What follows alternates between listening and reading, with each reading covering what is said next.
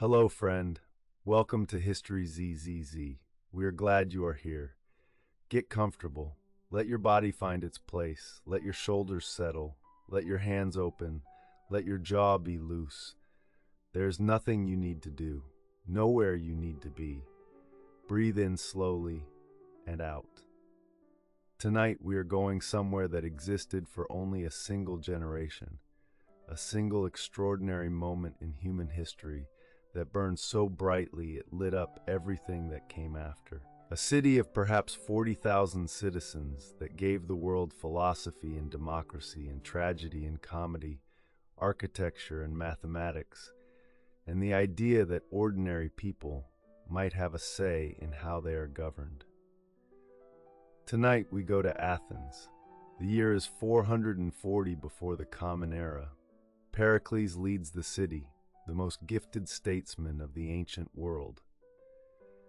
On the flat-topped rock of the Acropolis above the city, the Parthenon is under construction, the greatest building project in Greek history, already magnificent even before it is complete. The Persian Wars are 20 years past. Athens survived, Athens thrived. The silver mines at Laurion pour wealth into the city's treasury, and Pericles has pointed that wealth upward, toward marble and philosophy and the enduring question of how a city should treat its people. Close your eyes. The sun is turning the western sky the color of old honey. The marble on the Acropolis glows. You are here. Begin with the Acropolis.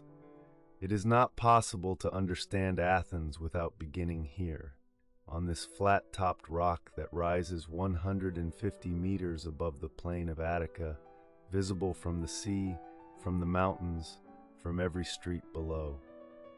The Acropolis is a construction site. This is not yet the ruin you may have seen in photographs, the ancient white stone worn to weathered silver. This is new. This is raw. The Parthenon's outer colonnade is rising column by column, each drum of marble fitted to the next with iron clamps and lead, each joint so precise that a blade of grass cannot pass between them. The smell of the Acropolis at dusk is marble dust and pine resin, and the faint residue of the wood fires that the stonemasons lit at their camp on the lower slopes during the working day. The construction has been underway for 7 years under the direction of Pnyx, the sculptor, the architect of this vision. The men who work the stone come from across the Greek world, masons from Corinth, sculptors from the islands, carpenters and rope workers, and men who do nothing all day but polish surfaces to a smoothness that catches and holds the light. The marble itself comes from Mount Pentelicus, 11 miles northeast of the city. You can see the quarry scars from here if you know where to look. The marble is white but has a quality of warmth, a faint golden undertone that changes through the day, and at this hour, in the late sun, turns the half-built temple the color of lit candle wax. The city spreads below. You can see all of it from here. Athens is smaller than you might expect, 40,000 citizens, and the women, children, medics, and slaves who make up the full population perhaps 4 times that. But the city itself clusters tightly, narrow streets threading between mud brick walls, one-story houses packed together on the slope below the Acropolis, the whole city alive with the sounds and smells of people living very closely together. The streets of Athens smell of olive oil.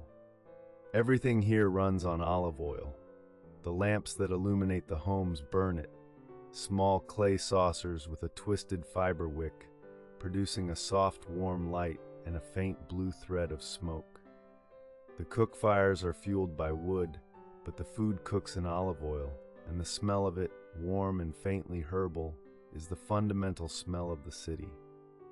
Beneath the olive oil, fresh bread, baking in clay ovens, salt fish, dried and piled in the market stalls, the tanning yards near the river, best avoided, the sharp mineral smell of the potter's kilns burning in the ceramic quarter, and always, faintly, the sea. Athens is not on the coast. Piraeus, the port, is 5 miles away, connected by the long walls, but the salt air comes inland on the afternoon wind, and it mingles with the olive oil and the bread into something that is the smell of this particular city, this particular moment. The city breathes. It is doing so right now, all around you, in the warm and heavy air of a Greek summer afternoon. The agora. The word means gathering place, market, center of civic life. In Athens in 440, it is all three at once. The agora occupies an open, roughly rectangular space at the base of the Acropolis's northwest slope. At its edges, colonnaded stoi, roofed walkways where merchants spread their goods in the shade. At its center, the open ground where people gather to buy and argue and vote and listen and simply to be in the company of their fellow citizens. In the morning, the agora is the commercial heart of Athens. Fishmongers arrive before dawn with the night's catch from Piraeus. By sunrise, there are vegetables from the surrounding farms, leeks and garlic and figs and pomegranates, and olives from the sacred groves, and honey in clay jars that drip slowly in the heat. Slaves and free men shop side by side.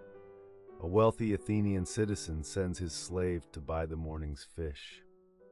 A foreign merchant from Miletus argues price with a garlic seller. 2 old men sit in the shade of the Stoa of Hermes and talk about a court case from last month. By mid-morning, the commercial business is winding down, and something else takes its place. The philosophers arrive. Socrates is not difficult to find. He is almost always in the agora. He is 50 years old, short, broad-shouldered, with the flattened nose and wide-set eyes that his admirers describe as leonine and that his critics describe as ugly. He wears the same rough himation almost every day. He goes barefoot by preference, in summer, in winter, on the stone steps of the Acropolis and the dirt paths of the market without apparent discomfort. He has no school, no fixed curriculum, no fee. He teaches by asking questions. Today he has found a well-known Athenian, a general actually, a man of considerable reputation, and has asked him a seemingly simple question. What is courage? The general has answered with confidence. Courage, he said, is standing firm in battle. And Socrates has nodded and said, yes, yes, of course, but is that all? And what of the man who retreats strategically to save his army? Is he not also courageous? And what of a man who faces fear in the agora? The fear of looking foolish or of telling the truth when it is inconvenient? Does courage only exist on a battlefield? A small crowd has gathered. It always does.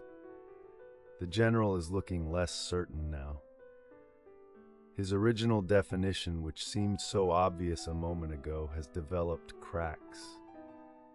The crowd watches with the particular pleasure of Athenians watching someone be made to think harder than they planned to.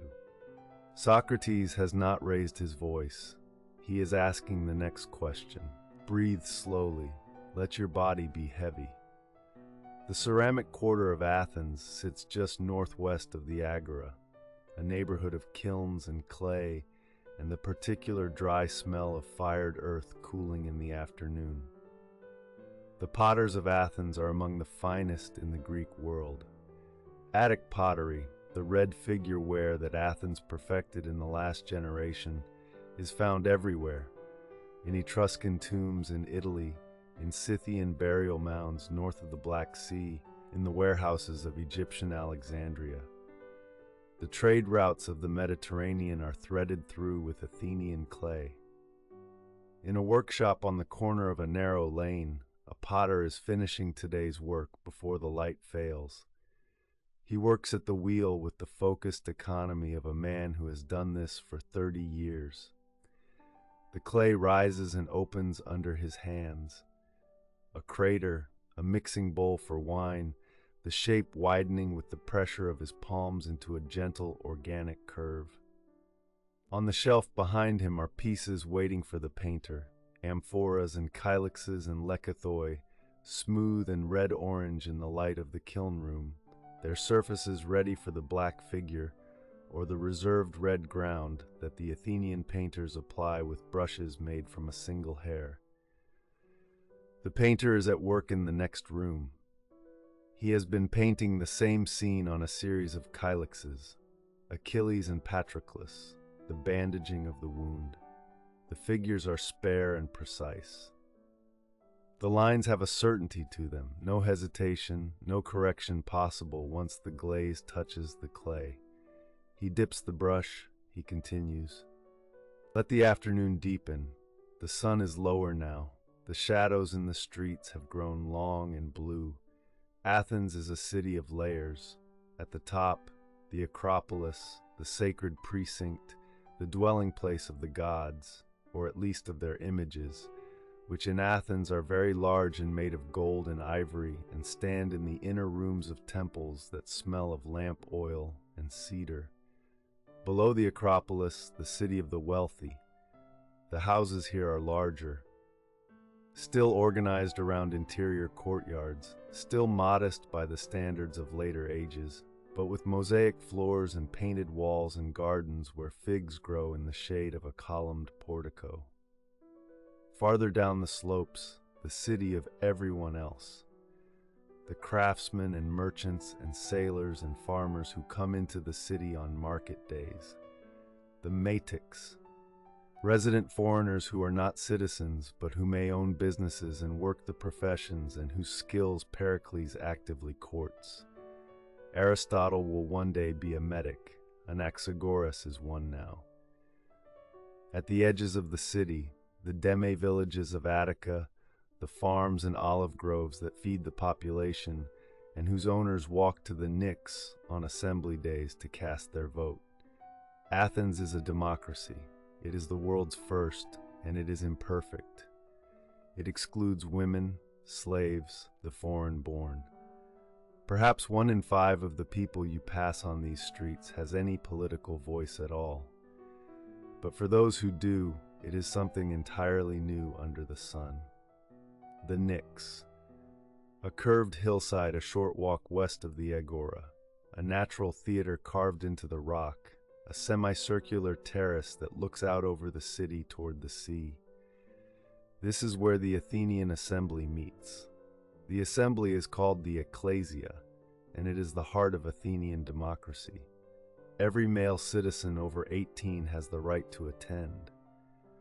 On meeting days, which happen 40 times a year, citizens stream up the hill in the morning, some in fine wool himatians, many in working clothes, farmers with their cloaks still smelling of the olive harvest. Today the assembly is in session. 6,000 citizens sit or stand on the curved stone terrace. The subject on the agenda, the allocation of funds for the ongoing construction on the Acropolis. A herald opens the meeting with a prayer, an offering is made, then the speaking begins. Any citizen may speak, any citizen may propose. A man from the Deme of Acharne, a charcoal burner by trade, mounts the bema, the speaker's stone at the center of the ark, and addresses the assembly on the matter of the construction schedule. 6,000 people listen. His opinion carries the same theoretical weight as the opinion of Pericles himself. This is the thing about Athens that was genuinely new. Not just the idea of it, the practice of it, the actual gathering of these men on this hillside, breathing the same air, hearing each other's words. Pericles does not speak early. He is known for this, for letting others speak first, for listening with visible attention, for saving his voice until the debate has shaped itself and the question has become clear. When he rises and moves to the bema, the assembly quiets. He is 60 years old, tall, with a long face and a voice that carries easily over 6,000 men without appearing to be raised. He speaks without notes. Athenian oratory is memorized, practiced, composed with the care of a playwright. Today he speaks about the Parthenon, not the construction, the meaning of it. He speaks about what it means for Athens to build beautifully, to put the city's resources not into weapons or walls, but into a temple that will be visible for 1,000 years to every ship that approaches from the sea. He says, a city that creates enduring beauty declares what it believes about itself. Athens believes it is worth beauty. Athens believes the gods are worth beauty. Athens believes the future is worth the present's best effort. The assembly is quiet, not the quiet of boredom, the quiet of a crowd that is hearing something it will remember. When the vote comes, it is not even close. The funds are allocated, the work continues. The harbor. 5 miles south at the end of the long walls, the port of Piraeus opens onto the Saronic Gulf. Athens controls the sea. The Athenian navy, the fleet that destroyed the Persian armada at Salamis in 480, is the dominant force in the Aegean. 200 triremes, long, sleek warships with triple banks of oars, are maintained at the port, ready to sail within hours. The silver that funds all of this, the Parthenon, the navy, the philosophy, the drama festivals, comes from the mines at Laurion, 30 miles south along the Attic coast. The mines are ancient, but Themistocles in the last generation argued that the silver vein newly discovered at Laurion should fund warships rather than citizen dividends. The assembly agreed, the fleet was built, and when the Persians came, the ships were ready. Athens is an empire of silver and sea. The Delian League, the alliance of Greek city-states nominally formed to defend against Persia, has become under Pericles something closer to an Athenian empire. The tribute from allied cities flows into Athens. Some of it funds the Parthenon directly. Not everyone considers this arrangement just, but in the harbor at Piraeus, the ships rock gently on the dark water, and the silver keeps coming and the marble keeps rising. Let your breathing slow. The evening is beginning.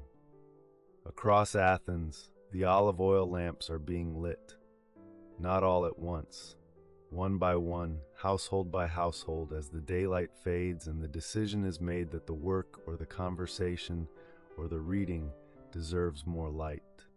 The lamps of Athens are small clay saucers, shallow dishes with a pinched spout where the wick sits.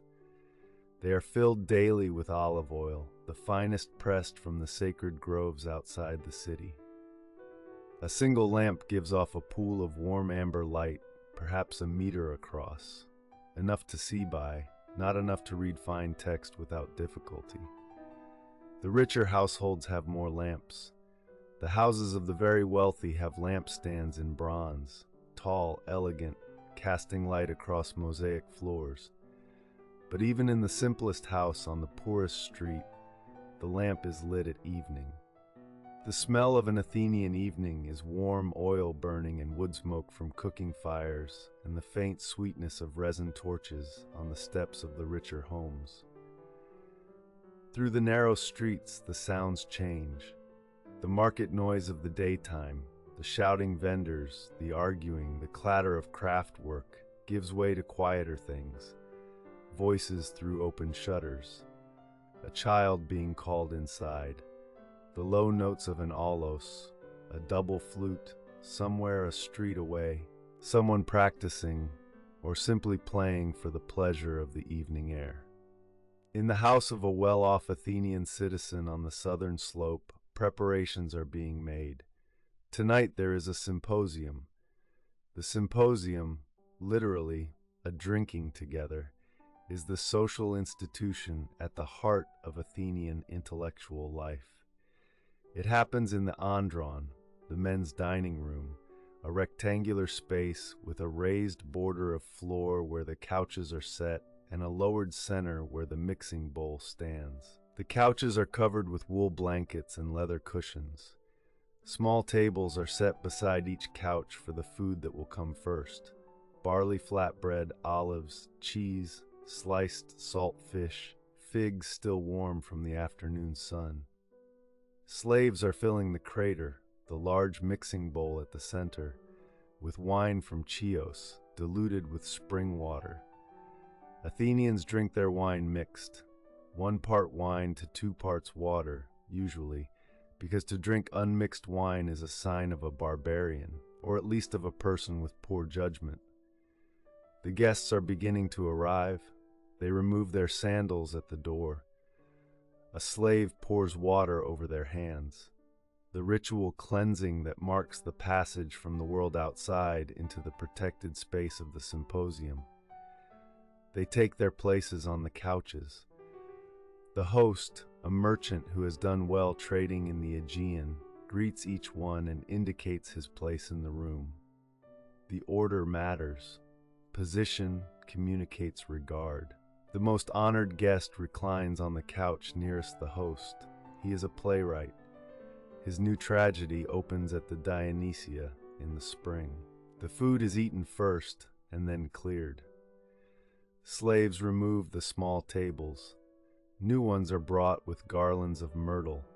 The guests crown themselves, a ritual of the symposium. More wine is poured. Then the symposiarch, the master of the drinking, is chosen. He decides the ratio of wine to water tonight, the order of the entertainment, and the subject of conversation if there is to be one. Tonight the symposiarch is a young man who has just returned from a year of military service in the north, and he announces the subject with the pleased seriousness of someone who has been thinking about it for months. What is the good life? The older men smile. One of them, a philosopher of the older generation, a student of the pre-Socratics, stretches on his couch and says, "The good life is not a thing to be defined. It is a direction to be traveled." The playwright disagrees. He has spent a year writing about men who mistake direction for destination. He says, "The good life is the life where the choices match the soul."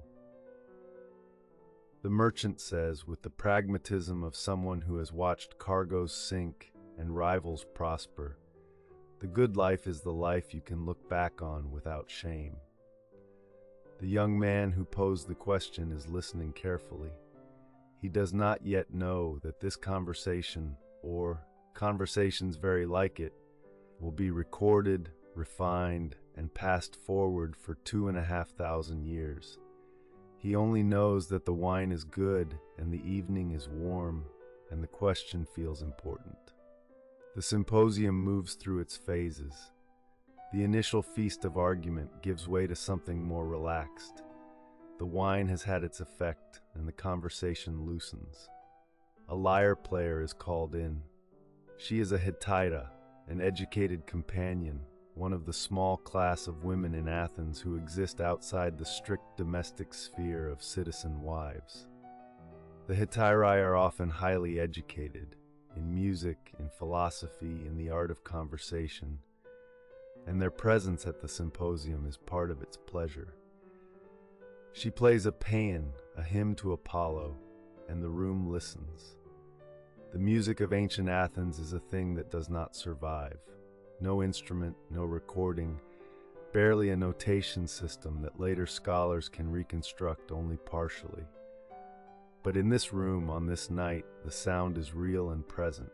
The 7-stringed lyre, its notes clean and precise, carrying a melody that moves in scales that feel subtly different from the scales you know. Older, more open, rising and falling in intervals that produce a feeling of something both familiar and strange. The room is quiet during the playing. Even the merchant, who has been making pointed jokes about the philosopher all evening, is still. Music does this. It does it in this century and every century after. The lamp flames barely move. The room breathes. Breathe in. The night is deepening. Above the city, on the Acropolis, the construction has stopped for the day. The masons have gone down to the city. The scaffolding stands empty in the dark. The marble of the Parthenon's unfinished pediment catches the moonlight, pale and enormous and still. A guard walks the perimeter of the sacred precinct. His sandals scuff on the stone. He has done this for 10 years. Every night the same circuit, the same view of the city below. The patterned light of 1,000 oil lamps scattered across the dark like fallen stars. He pauses at the western edge of the Acropolis and looks out at the dark mass of Mount Aigaleo in the west, and beyond it, the black line of the sea. On a clear night, he can see the fires of the ships in the harbor. The triremes run lights when they are at anchor, small flames in clay pots at stem and stern, and from here, they are just points of light in the larger darkness. Athens at midnight is never entirely silent.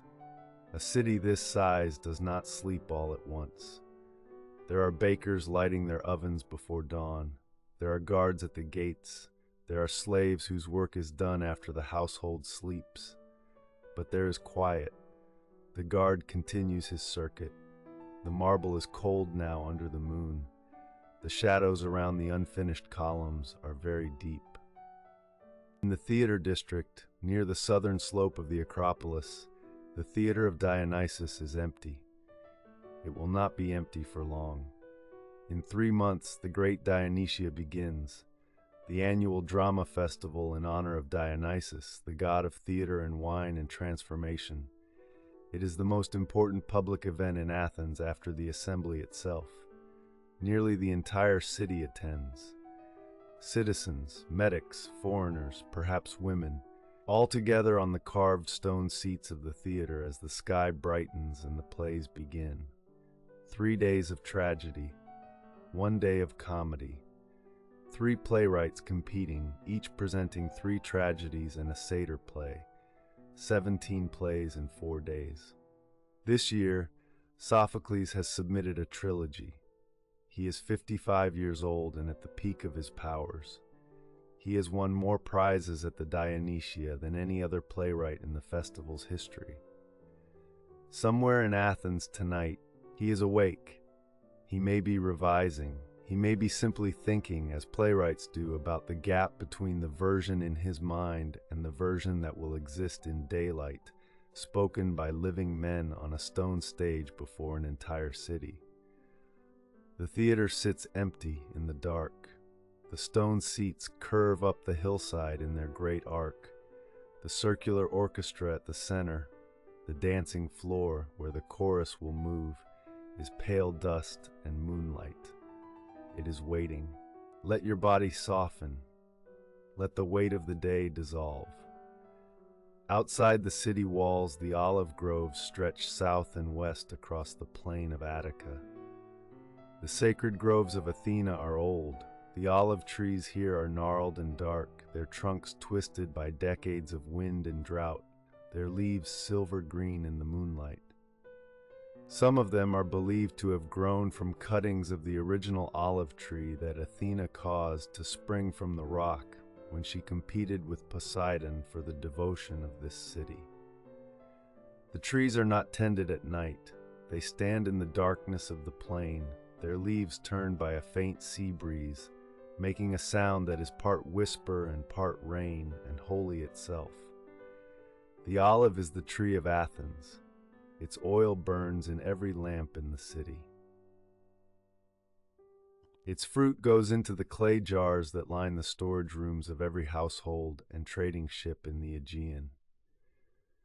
The Panathenaic Games, the athletic festival held every 4 years in honor of Athena's birthday, gives its victors not gold or laurel but jars of sacred olive oil, the most Athenian prize possible. The trees in the dark plain do not know any of this. They stand in the moonlight. They breathe slowly. They have been standing here longer than democracy, longer than philosophy, longer than the city they sustain. They are patient. They are here. Back in the city, the symposium is winding down. The argument about the good life has dissolved into something less structured and more pleasant. Someone told a story about a sea voyage to Sicily. The philosopher quoted Heraclitus. The playwright argued that the Heraclitean universe, all things in flux, the river never the same twice, was precisely the world that tragedy was designed to hold. The youngest man there fell asleep an hour ago, still holding his wine cup, and no one woke him. The host is looking comfortable and unhurried in the way of a man who has given a good party and knows it. The lamps are burning lower.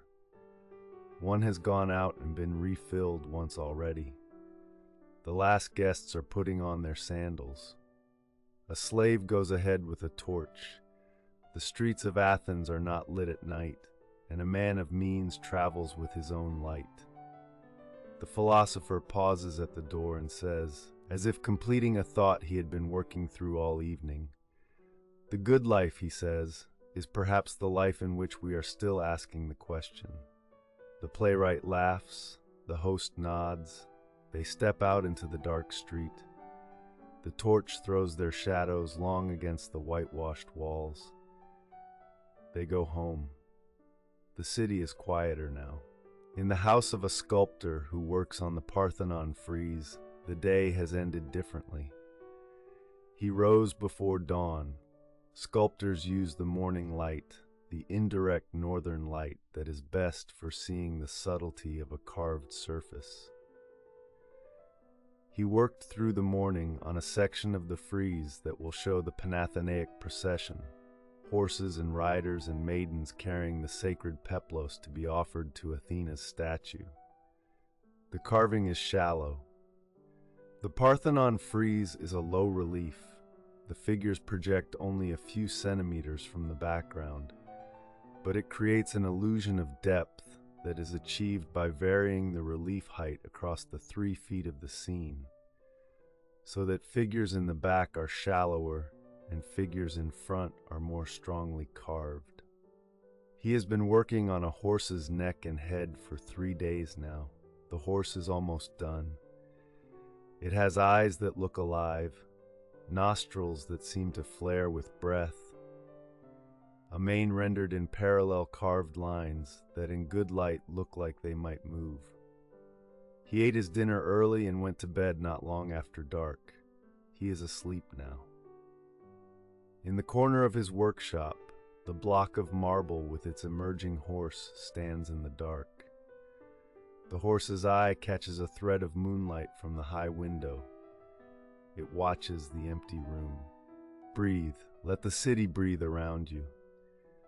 Athens at the deep middle of the night is the sound of a city doing what cities do when their people sleep. Water moves through the clay pipes beneath the streets. A dog barks once in the neighborhood near the Kerameikos and is answered by silence. In the harbor, the watchfire on the mole burns steadily in the windless dark. A sailor on night watch sits at the stern of a trireme and eats an olive and looks at the stars. The stars over Athens are clear tonight. Scorpius lies along the southern horizon. The tail of the scorpion dips toward the sea. Arcturus is overhead. The Milky Way, which the Greeks call the river of milk, crosses the sky from horizon to horizon with a density that is not visible from cities in later centuries. The Athenians know the stars the way they know their streets. Navigation, agriculture, the timing of festivals, all of these run on the stars. The rising of the Pleiades marks the beginning of the sailing season. The appearance of Sirius in the summer predicts the 40 days of heat. A shepherd on the slopes of Mount Hymettus knows the sky the way a city man knows his neighborhood. The stars hold the city from above. The earth holds it from below. The city sleeps between them. There is a house near the agora where an old man lives alone. He is a veteran of the Battle of Marathon. He was 17 when he fought on that plain 40 years ago, when the Persians came and the Athenians ran toward them and somehow, against all reason, won. He does not sleep well. Old soldiers rarely do. He sits in the small courtyard of his house in the hour before dawn, in the chair his daughter had made for him when her husband's shop did well. He can see a slice of sky from the courtyard, a strip of fading dark between the roof lines, and he watches it without thinking about anything in particular. He has watched Athens change in 40 years. He watched it burn when the Persians came in 480 and the people evacuated to the island of Salamis and looked back at the smoke rising from their city. He watched it rebuild. He watched Pericles speak in the assembly for the first time and knew, the way you sometimes know things, that the city was listening to someone it would remember. He watched the Parthenon begin to rise. He does not know what the city will become.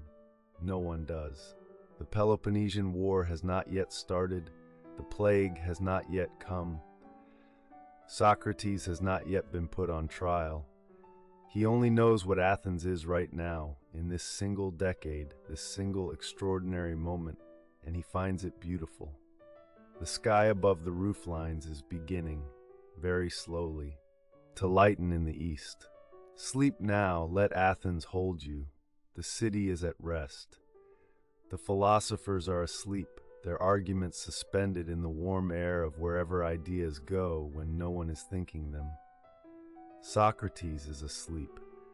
In a simple house near the agora, on a plain wooden bed, having spent the day asking the questions that will echo forward for 25 centuries. The masons are asleep on the lower slopes, their hands still rough with marble dust. Tomorrow they will climb again to the Acropolis and lift and fit and smooth and polish. The Parthenon waits for them, pale in the pre-dawn dark, patient as stone. In the andron, a single lamp has burned out. The youngest guest is still asleep on his couch. A slave has covered him with a wool blanket. The olive groves breathe outside the walls. The harbor is still. The old soldier has gone inside now, finally. The sky is lighter. He does not fight it. He goes in. He lies down. Athens breathes around him in the last dark before dawn. 40,000 citizens, the wisest and most creative people their world has ever produced, all breathing at once, all asleep at once, held in the same city, under the same stars. The marble glows, the olive trees breathe, the agora is still. Let it be still for you too. Close your eyes. You are in Athens. You are here. Sleep. History Z.